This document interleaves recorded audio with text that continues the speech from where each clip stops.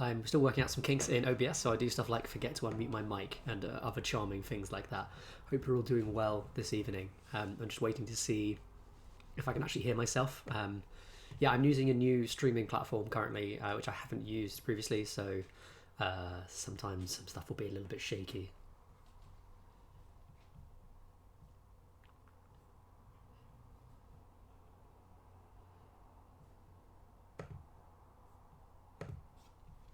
Cool, looks all good to me. So I'm going to be here on stream for the next hour or so. This is going to be a sort of casual work along with me stream. Hi Trevor, how you doing? Hope you're well. I'm going to be working today on a video that I was actually working on in the previous stream, which is how to make video essays. A series of videos I'm going to be putting out over the next month, hopefully, if they're done.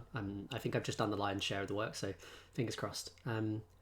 And yeah, they're going to be, you know, as the name implies, basic introductory how to make video essays, how to turn ideas you have into a video essay, and if you don't have ideas, how to get them.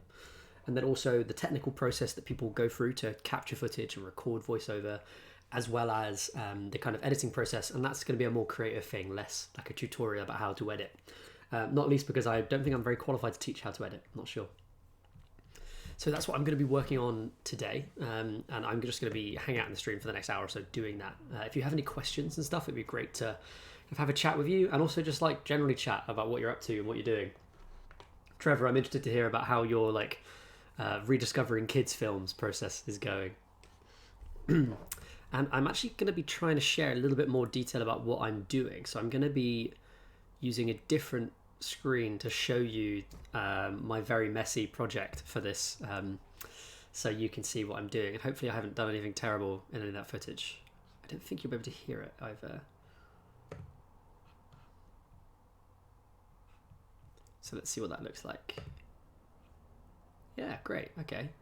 So I'm wondering if that's like showing correctly. It's so smooth, isn't it? It's like completely without flaws.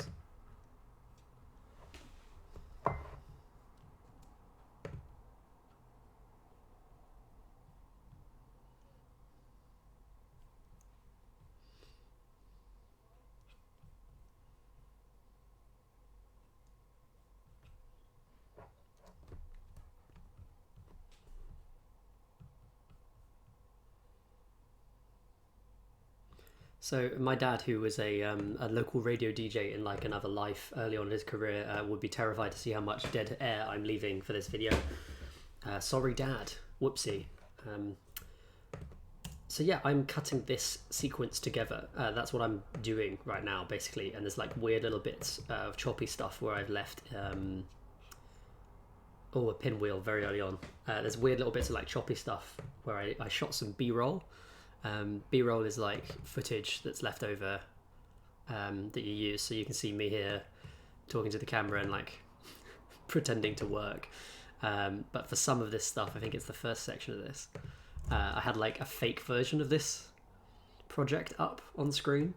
So that's what you can see just now, and I'm actually going to start trimming it into a proper video essay. It's funny that this is the project that I'm kind of showing as I work, because it's kind of like me talking about how to make these videos. So I don't know, this is like it's getting up its own arse, getting a little bit meta. What are you gonna do, huh?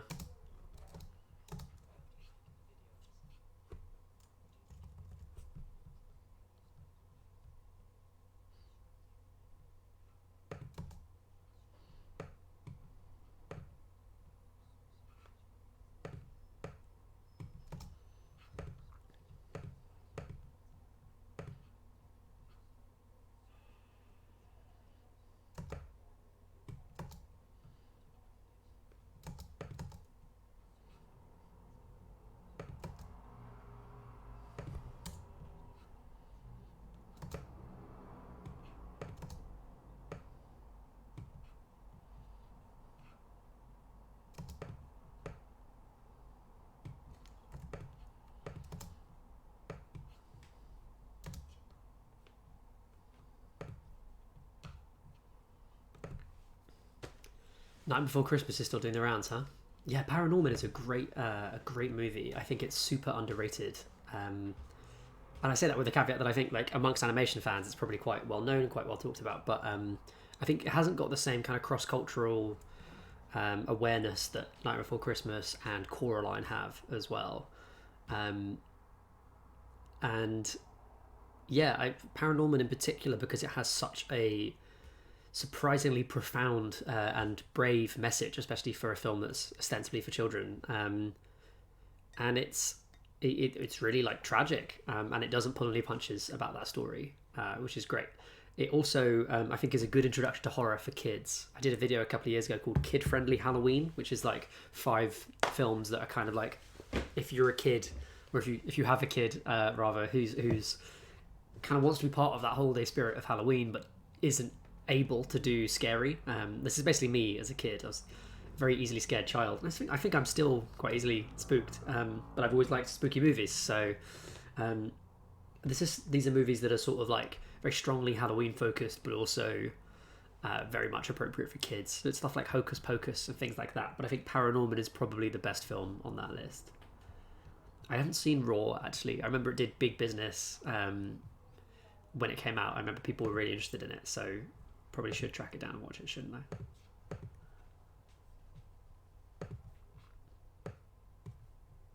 And Trevor, are you sticking around to do movie club next week? It would be great to talk about Eternal Sunshine of the Spotless Mind. That's our movie club choice, which I'm really looking forward to. I did a typical Will thing where I like overcomplicated how I wanted to do that when I had the idea a while back. And then Corey, one of the regular viewers, suggested that I do a movie club in the stream last week. And it kind of reminded me of that list of films. So we had a nice chat about that. And then I kind of offered a few of them. I did a poll about it for everyone, but the poll was came out pretty strongly in favour of Eternal Sunshine. I think it's a film a lot of people have seen. I think it's the right kind of like... it's been around for about 15 years. I think it was 2003. So it's sort of like the right age that everyone's like managed to get hold of it and see it, but also not too far back that people feel intimidated by it. And I also think it's quite accessible. It's got Kate Winslet and Jim Carrey in it and Mark Ruffalo. It's a really good cast. But also it's a film that people like, oh, okay, I know that guy. I feel comfortable watching that and paying attention to it. So yeah, I think that's going to be an interesting choice for us to talk about. I hope that we get to talk about Mulholland Drive and David Lynch. I would love to have kind of conversations around that. And we're definitely going to do Night of the Hunter as well. It's Tuesday next week at, I think, 7 o'clock. Yeah, we definitely have a conversation to have around it. It was a massive influence on me when I really wanted to be a filmmaker as like a teenager. I still want to be a filmmaker. That was a bit of a weird way of phrasing it. But the way that Gondry and co approach the story was a really big influence on me. And I was a big Charlie Kaufman fan as well. I haven't seen it in years. I'm rewatching it for this, but I wanted to wait until just before the stream starts to do it. Yeah, what a fascinating movie and what a beautiful kind of execution of that interior world as well. I wonder if you've seen the follow-up, well, the second film from Michel Gondry. Maybe it's not his second film. Another film from Michel Gondry called The Science of Sleep, which has Gael Garcia Bernal in it. Like a very strange and not as good movie that also deals with dreams in that case, not just memory. He did a very clever movie called Mood Indigo. It's an adaptation of a famous French short story that has a completely different title. I can't remember. But that film was quite interesting.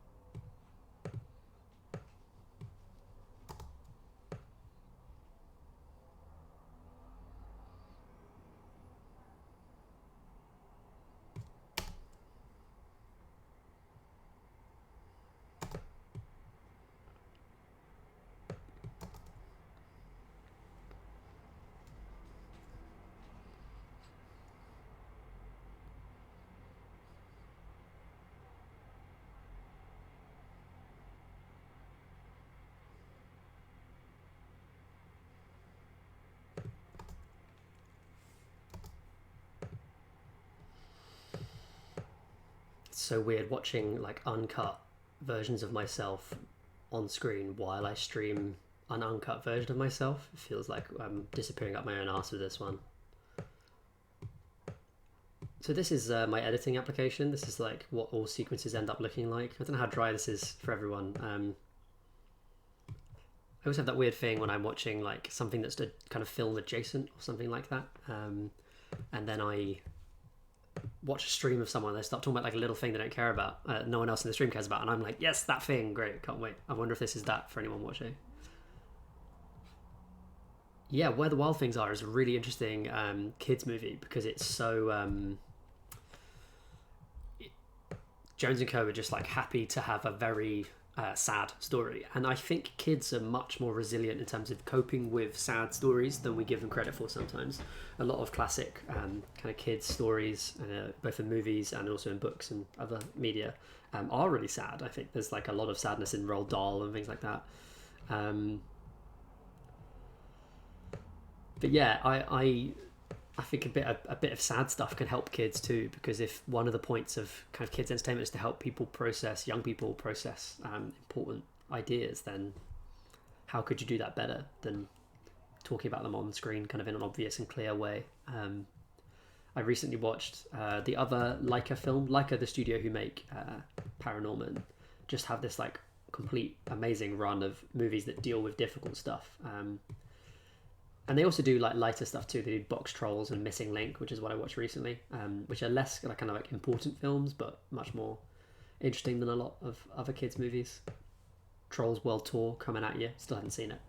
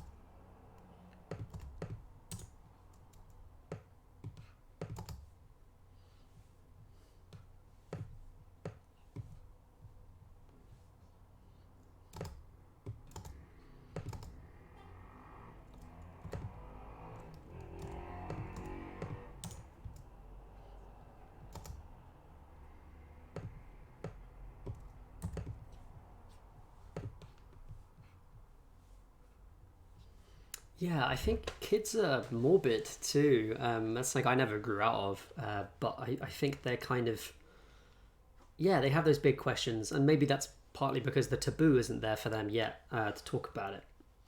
And Paranorman is so interesting on that topic. I don't really want to get into spoilers because I think there's a beautiful last third to that movie, just a rare thing.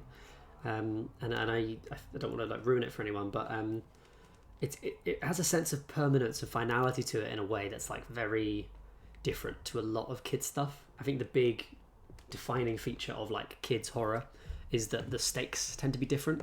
You have less of risk of you have like less risk of like permanence to whatever happens. That, you know, the same kind of stuff can happen as happens in as happens in like adults horrors, but maybe with less gore. But more importantly, it has a limited amount of finality to it. Like if someone gets transformed into something nasty, they'll come back kind of like better off. There's a really good channel called Pushing Up Roses that the lady does it, just reviews like the most fascinating things. She's like a specialist in murder mysteries and point and clicks and stuff like that. Really wonderfully crafted stuff, but she talks a lot in her Goosebumps content, such a strange idea, Goosebumps content, about kind of how the permanence and finality of that stuff differs. And so Paranorman is a really meaningful exception to that. I'm moved by Paranorman. That last moment in the film with the baddies is like moving to me every time I watch it, which is such a strange feeling to have for a stop motion kids horror film, really.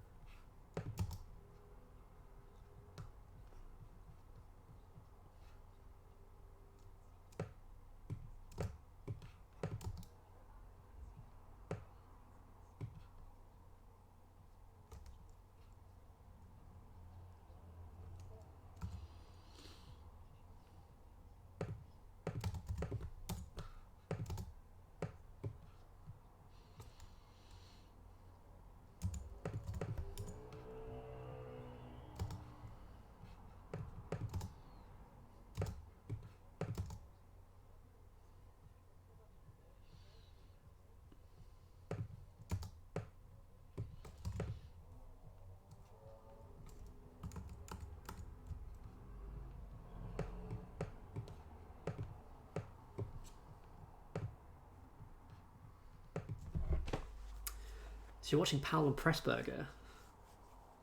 The Innocents I've seen. Debrica's amazing. The Innocents I've seen. That's the Turn of the Screw, right? It's a version of that. I haven't actually seen like any Powell and Pressburger, which I feel like is a real blind spot in my British filmography. I'm kind of comfortable with Ealing stuff and things like that, but I haven't seen any of the rest of theirs. It's a bit bad. That whole period of like early 60s horror is really interesting because I think it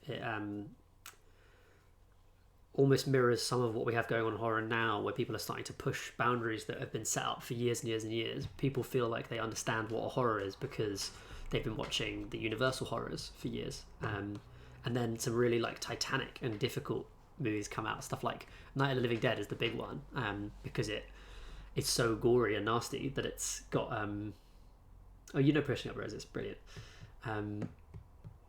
So like Night of the Living Dead with its zombie kid is such a horrible thing, so like difficult. It was completely out of the blue really for a lot of viewers, but you can see a lot of these interesting kind of slow burning gothic films really, and some of them are literally gothic like The Innocents, and some of them are more contemporary in their stylings. My favorite like film of that period is Carnival of Souls, which is just like a fascinating film, and weirdly, like for someone who was so involved really with the most iconic of the Universal horrors, I think a lot of it answers back to Todd Browning and Creeps, which I think is like a fab horror movie that is like much nastier really than anything that comes out for years afterwards. The other good movies in that period, actually there's two really good ones on iPlayer currently, which is Curse of the Cat People and Curse of the Cat People, its sequel, which are really good if you haven't seen those. Very like heady films, and I think the first time anyone thought something scary was around a corner, and then it turned out to be something else, and it was like a bit of an anti-jump scare.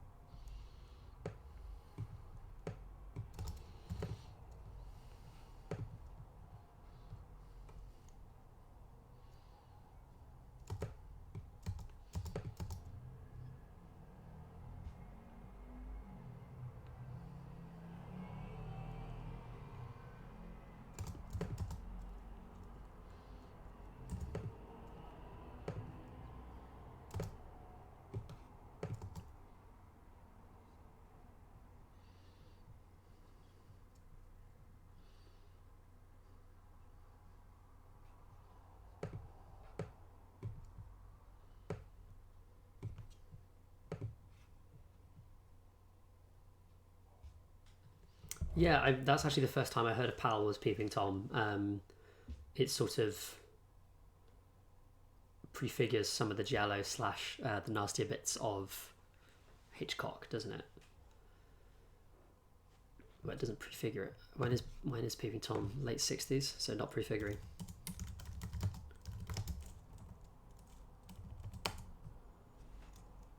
Oh no, yeah, so prefiguring. Yeah, I feel like almost for Powell it was like a problem of brand more than anything else. I think people expected something slightly cozier from him.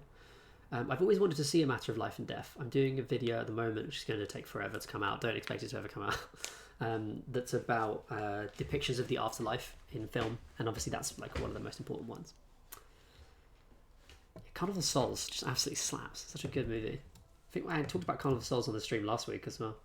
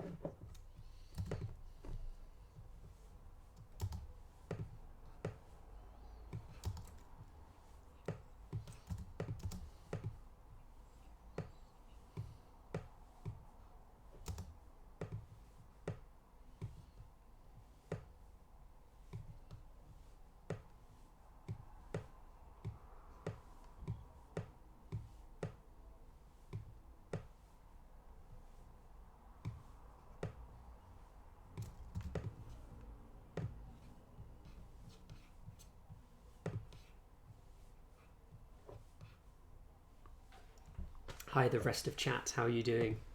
It would be like interesting to see who's watching and who's there. So do introduce yourself. If you have any questions or anything you want to ask, let's have a chat. As I said earlier in the stream, I'm streaming me editing how to make video essays, which is a new video, hopefully coming. I don't know, at some point in the future. Hopefully this month. I'd like to give people something extra to do now that our government's apparently decided that lockdown's continuing, but sort of not, but also sort of.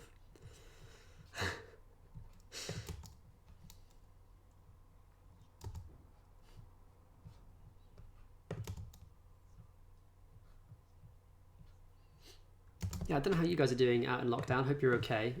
I have found myself very bored in the last 2 weeks. I think I was doing quite well, and I've sort of like I had a long to-do list when lockdown started, and now I've started to get to like the dregs of that to-do list. Stuff that didn't get done because it ought not to get done more than anything else. And I fixed a sink for the first time in this lockdown. Like I took off the piping under the sink and had a look around in it, and then took it back, put it back on again. Which is wild. Like, why would I do that for for fun? But it's something to do. Pass le temps, I think, is the was what my girlfriend always says. You know, pass the time. Probably didn't pronounce that right. And yeah, I just found myself like lazing around and actually not even watching films that much, which is terrible and really bad and off-brand for me. I have been playing video games. I've been playing God of War, which has been great. Hi, Corey. You're casually listening. Cool. Yeah, get practicing. Just treat this like a podcast, because all you're going to be doing is watching me edit anyway. But that's the whole point, right? It's like a stream for us all to kind of work together and hang out. Oh yeah, and this is like, I know we've had a couple of casual streams in a row. I'm going to have a kind of more active planned stuff next week when we're talking about Movie Club, which, by the way, Corey, thank you for pushing me on that. And I'm also hopefully going to get some guests back soon. But I've noticed, I don't know if you have, that like when lockdown first happened, everyone was like, oh, we better work out what to do for the next couple of weeks, and kind of got exciting stuff on. And now people are like, we're going to have to be in for a little longer. I would kind of want to do normal stuff. So I'm working it out. I'm working out how to chat to you.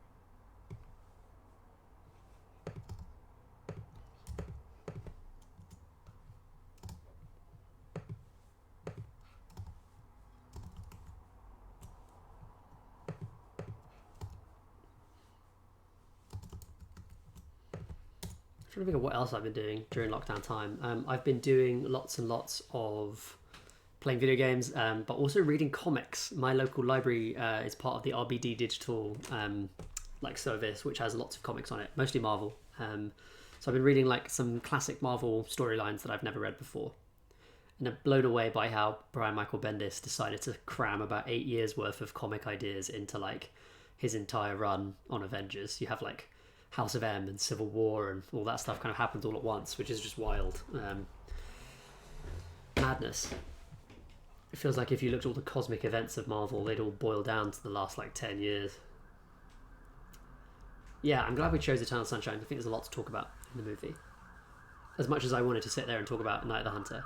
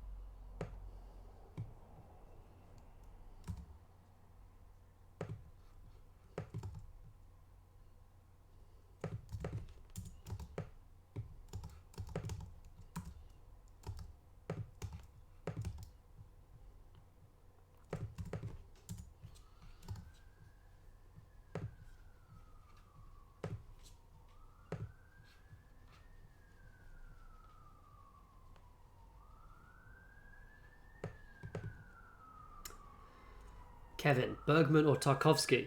I've seen one of each, so I can't really lay massive claim to knowledge of either of them. But the Bergman I saw was Fanny and Alexander, which I thought was fantastic. So, yeah, maybe that'll be my Christmas movie club choice for everyone. What's your choice, Bergman or Tarkovsky? What do you go for?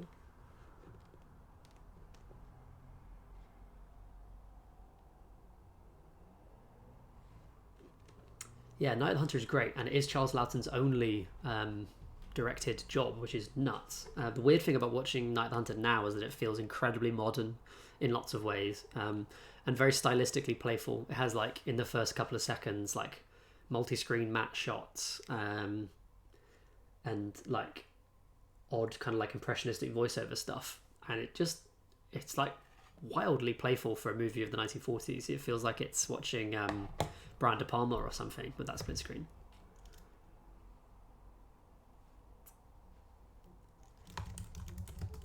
The weird thing for me is that like I saw Night of the Hunter before I saw Charles Laughton in anything else, so it's sort of an odd thing for me to see him as an actor, kind of oddly. What's the movie of his, Jamaica Inn? That's the one I've seen. Yeah, the Hitchcock movie. Not a great Hitchcock, I don't think.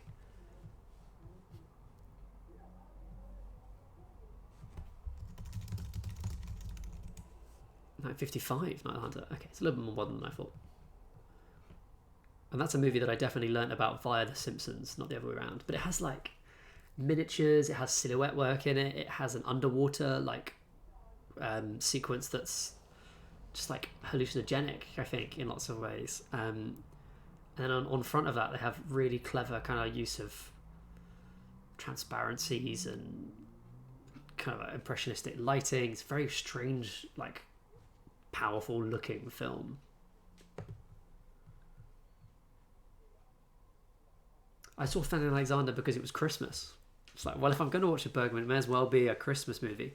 That's a lie. I've seen Persona as well, which was great. The thing that blows me away, I feel like, because I approach watching films as a filmmaker in many ways before, even as a viewer, if that makes sense. Like, I'm always looking to see what I can learn. And for me, from Bergman, it's like blocking is just wild. Like, the way that every scene is blocked is just nuts. I think that's a really classical thing that to some extent has fallen out of fashion to talk about. And I think Persona in particular is like unbelievably immaculate in terms of its blocking. 'Some really clever, careful stuff.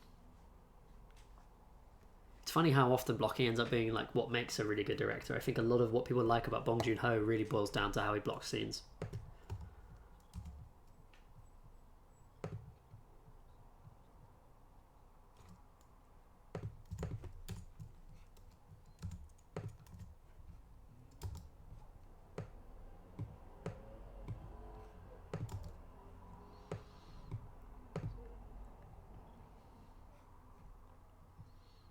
So if you're noticing I'm changing the color of some stuff on the Premiere timeline, that's because I'm going to drop in these live action segments of myself like talking here.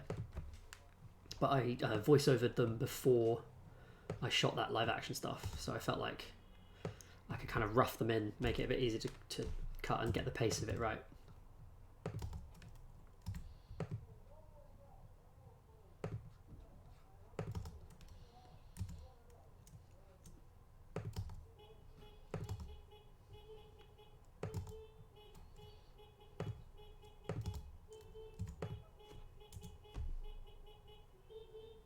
Can you hear the honking from outside?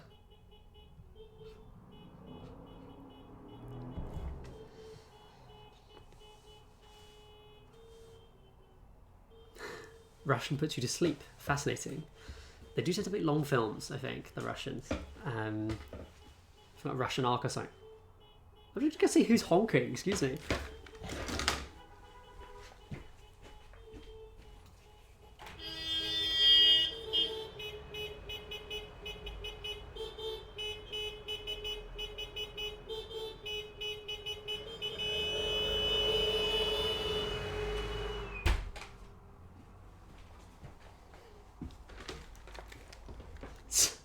So bizarre. That was like a little mini rally of Deliveroo drivers on mopeds, just like all met up with each other there and just like honking in sequence.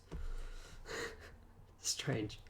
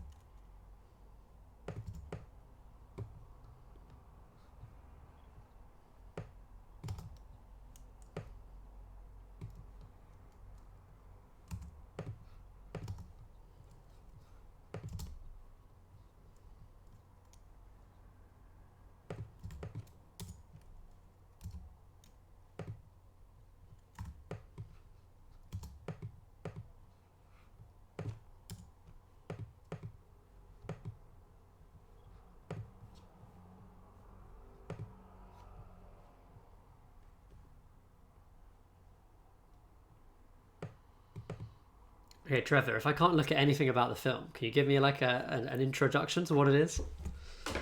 I'm gonna just like try and find it on VOD, just, like covering my eyes looking for it. I know where you're coming from though. The DVD and Blu-ray for Dark City, which is like an interesting little movie from Alex Proyas, both have massive spoilers in the DVD menu. So yeah, you just have to kind of like press the play button and hope it works, and not watch the original theatrical cut. Benson and Moorhead. Where do I know them from? They do like a couple of little cult movies.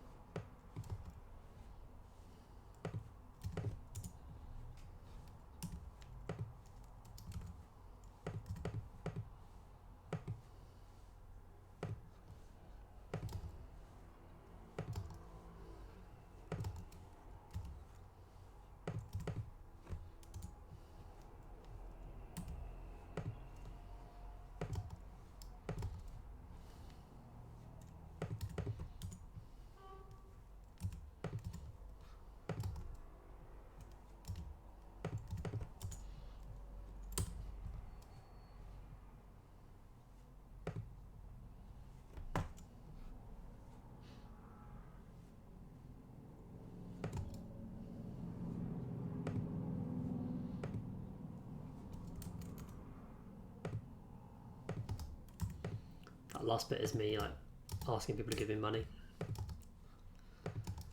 This bit I'm cutting now.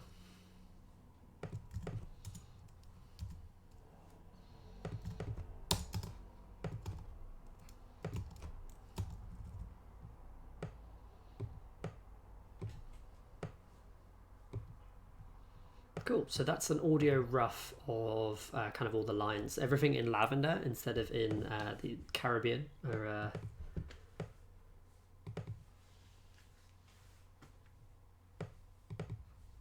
okay, Benson and Moorhead, yes, I know them from The Endless. Yeah, I remember that had a bit of buzz around it, but it's been on my watch list for a long time and I haven't seen it, so there you go.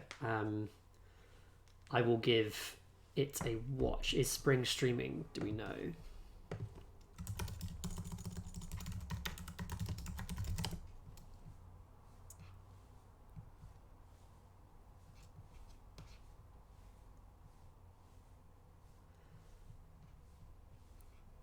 Spring is not streaming anywhere.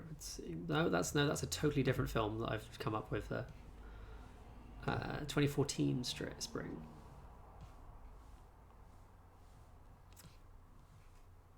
Righty. Well, it's on Shudder, which tells me something about it. I think it's on Prime, which is good to know. Yeah, I'll give it a look. Thanks. Beyond the Frame, yes, it is in fact a video. It's where I edit a video essay about making video essays. And to make things even more wanky, there's a bit in it where I'm writing the video essay that I'm currently doing. Yes, very clever, very clever. Yeah, I felt like there's not that many video essays that actually explain how to do a video essay. And the ones that I could find tend to be more about editing or very technical stuff about capturing, all of which is like fine and someone has to talk about it, but that someone already has most of the time. So I do cover that in this, but what I really wanted to talk about was writing it and how you kind of craft it, not just like the kit you can use, but how and why you use it. And I'm coming at it from a perspective of like I sell video essays for money, so it's an economic thing for me too. It's not just about like the pure craft. Yeah, I just wanted to throw that out there. And I know that I see a lot of people on Twitter. I follow a load of like film critics kind of my age, and a lot of people are really interested in doing video essays because you can charge more for it, and if you're a critic, those kind of things are important. I'm probably putting myself out of work by making a video about that, but what are you going to do? Buckaroo. I think it's a nice thing for people to be doing it. It's a good time to learn a new thing as well, right?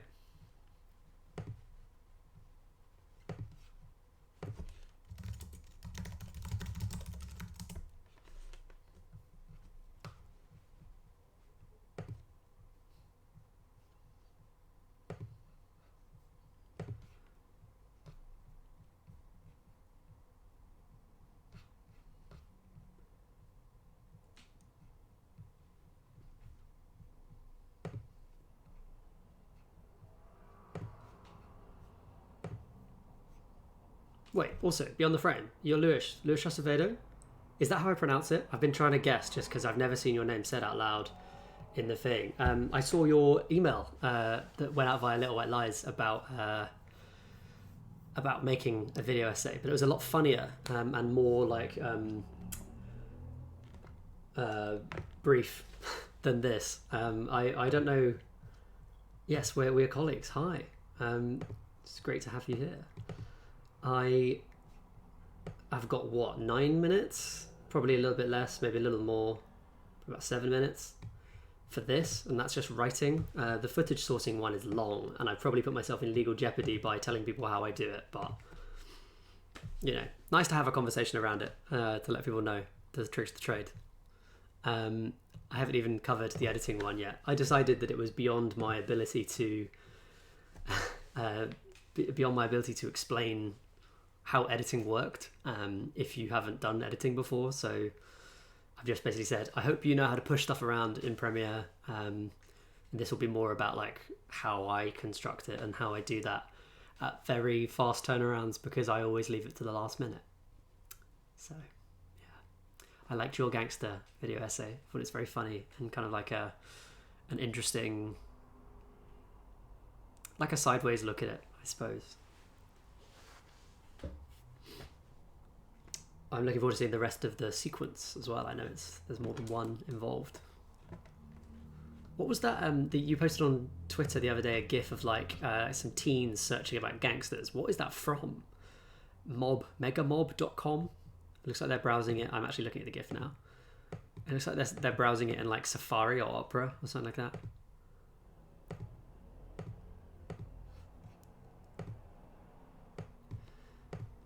My basic take on the editing stuff is like, it's pretty self-explanatory, just to basically do like cutting and moving things around in an editing application, and then there's like years and years and years worth of experience about how to do that fast and how to do certain things, but most of that stuff isn't relevant to video essays. That's Sopranos. Wow. Eesh.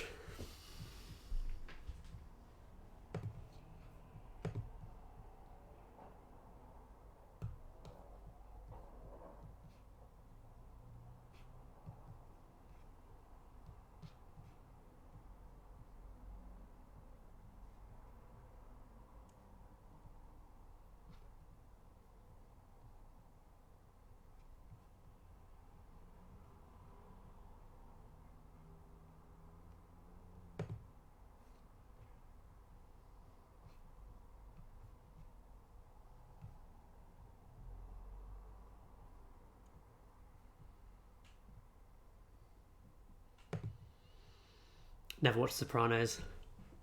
I know. If only I'd thought to do it at the start of lockdown, it could have been the perfect time. Now I feel like I still wouldn't manage to get it done by the time we're out. I think I should sit and watch all of the art films I'm supposed to have seen before I do that. Even the watch DVD pile hasn't gone down. The only film out of my watch DVD pile that I've watched over lockdown has been the D&D film from like 2001. No, it's earlier than that. I think it's like 1999. It's absolutely fine. Don't worry about interrupting it. It's a stream. It's supposed to be having a chat. It's good. I'm actually going off stream in about 10 minutes anyway, so it's nice that you checked in.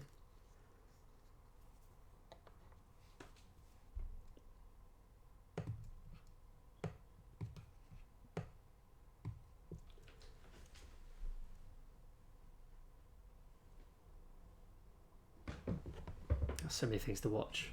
Oh god. My DVDs are all off over there.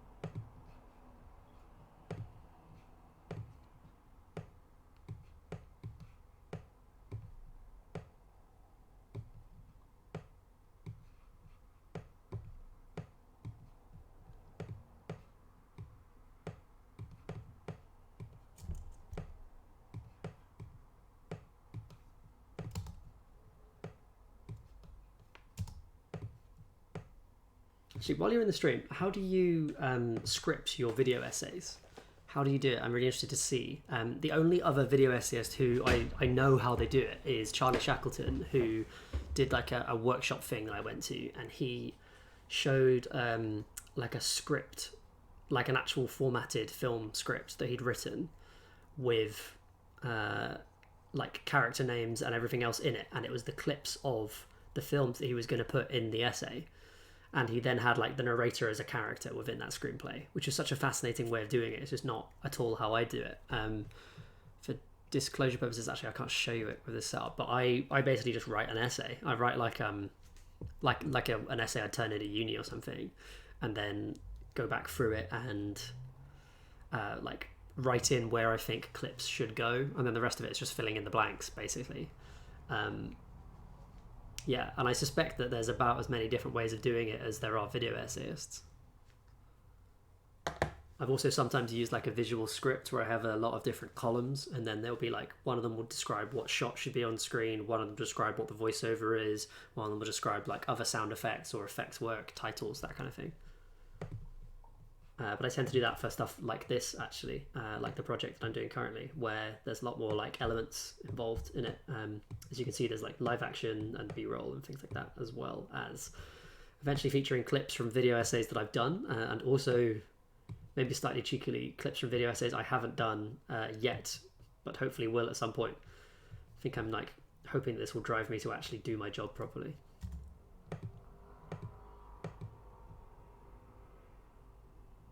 So that's coming in at just about 6:15.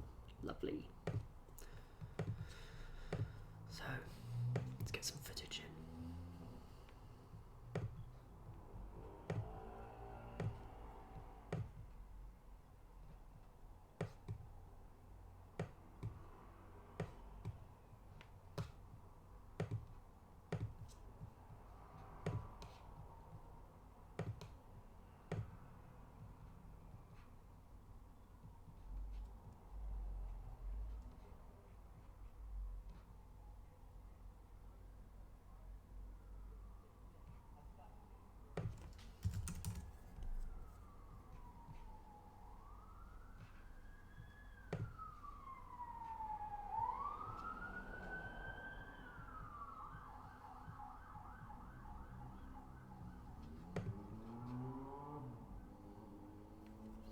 Scrivener.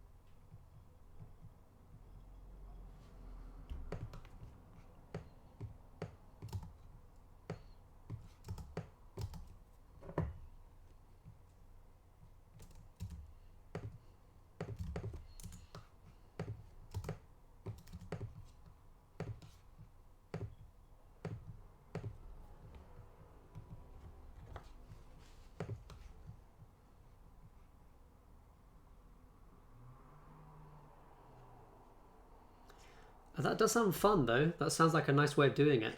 I find that it all changes in the edit, like you say. Like I am. Yeah, I often find that I record my voiceover. I watch all the films, make my notes, sit down and write an essay, tell myself roughly what I think should go where, and then I get into the edit and I'm like, I don't know if I love that, and then just go back and I re-record a lot. I find that I'm constantly re-recording my voiceover to emphasize different things.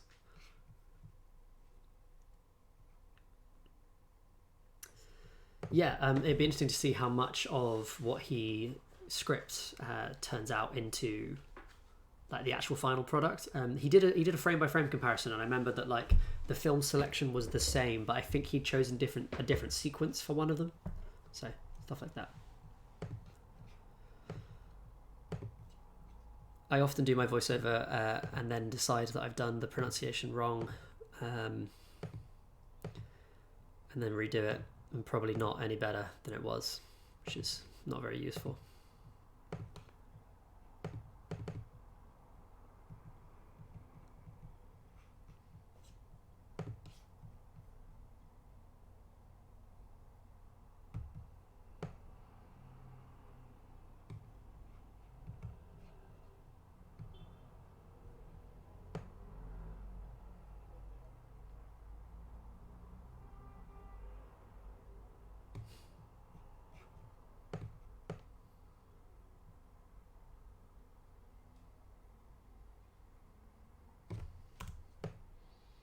My like completely random selection of films that you might choose to make a video essay about, featuring Pacific Rim Uprising, very essay worthy.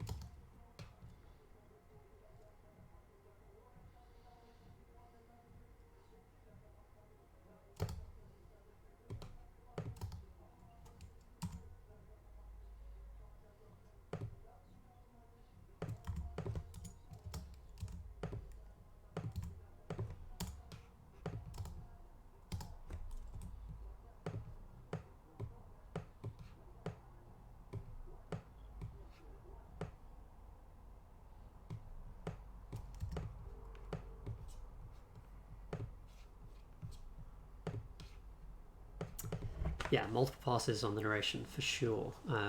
It's just so important in the emphasis. Have you ever tried making a video essay without narration? I was writing in my script like, no one does that, and then I went and looked at a couple of video essays, and I found one by Jessica McGough, which is about Western. And then in that there's no narration, it's just titles and kind of very cleverly chosen and quite tightly edited clips from the film. And it was really interesting. It was just like a different way of approaching that format. I like doing really personal stuff and integrating it in for this channel. I mean, I wouldn't do it for like Little White Lies, for instance, but it's sort of about like finding another way of putting footage sources into it. I did one about DVD menus for indietrix that was like shot anamorphic. It was like me like loping around my hometown at night, just like waxing lyrical about how great DVD menus are or should be. They no longer exist. Yeah, integrating a clip. Do you mean like with sound effects and stuff? Like finding a nice way to put that into the rhythm of the edit?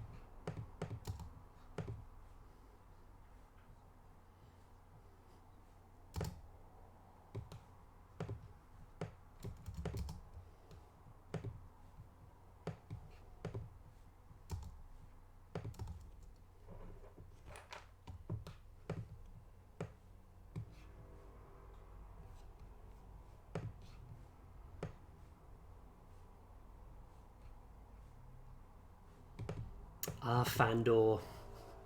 If only I'd had the guts to actually ask for commissions back when Fandor actually existed. What a lovely platform that was. I'm going to wrap up here, gang. It's been lovely having everyone in the stream, and nice to have a visit from my colleague as well. So I'm looking forward to seeing you all next week for the movie club, where we'll be talking about Eternal Sunshine of the Spotless Mind, Michel Gondry's film with Jim Carrey and Kate Winslet. Big favourite of teen Willy Boo. I'm looking forward to watching it again, and that's what I'd recommend you do before watching that video, because I think we'll talk a lot about spoilery stuff in it. There's a lot of interesting stuff to talk about, and the movie's been out for almost 20 years. Come on, get involved. It's available kind of like through paid streaming platforms in the UK. You can also get it on DVD very cheaply, as proven by this lovely 50p double disc edition that I got from CEX a while ago. So definitely check out Eternal Sunshine of the Spotless Mind in time for stream next week, where we'll be talking in a much more structured way about those exciting things. Just gonna get out of that little corner for a sec. There we go. Nice to see you. Thanks for dropping in. And yeah, it's been my pleasure as always. So hope you enjoy watching stuff on the channel, and we'll see you all next week. Yeah, Trevor, you too.